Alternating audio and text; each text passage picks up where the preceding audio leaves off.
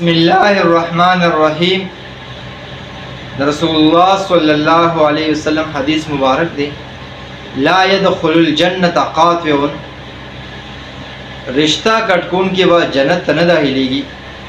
څوک چې په معمولی خبرو باندې رشتې کټ کوي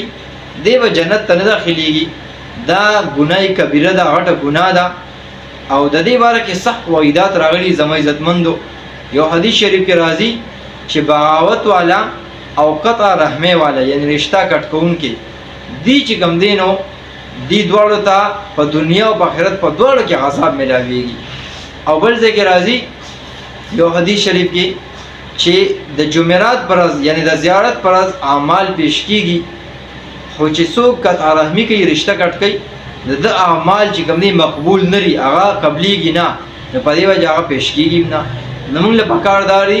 چې موږ په معمولی خبرو باندې رشتې نه کټ کوو سو کوئی یاره مال ست نه کړي دا واده سو کوئی زما غم ته نور غړي سو کوئی زما د بیماری تاسو نه کړي سو کوئی زما د پلار تاسو نه کړي دا معمولی خبرې د زما عزتمندو په دې باندې مو رشتې نه کټ کوو معمولی خفګان راشي جنگ جګړه راشي په دې سره رشتې نه کټ کوو بلکې خامخا په کور کې دلوهي وي دا به یو بل سره ټنګ بکای موږ له پکارداري کې چې خبره انسان راضي مو نه پکارداري چې دی هغه اواره کی روغ راولي او په معمولی خبرو باندې د کرشتې نه کټ کو او چرته غټه خبر را د اسلام مطابق را یو کس د شراب نه منې کیږي یو کس د زنا نه منې کیږي یو کس چې کوم دی د انکار کوي د اسلام د غټ احکاماتو ته هغه سره کته تعلق کې نو بیا تعالی شریعت اجازه درکړي او کنه معمولی خبره ده ته په یوه انسان سره معمولی جګړه کنځل وغیرہ شو او په سره کته تعلق کې مدام له پکار نه دي موږ له پکار دی چې موږ دینه اجتناب وکړو والسلام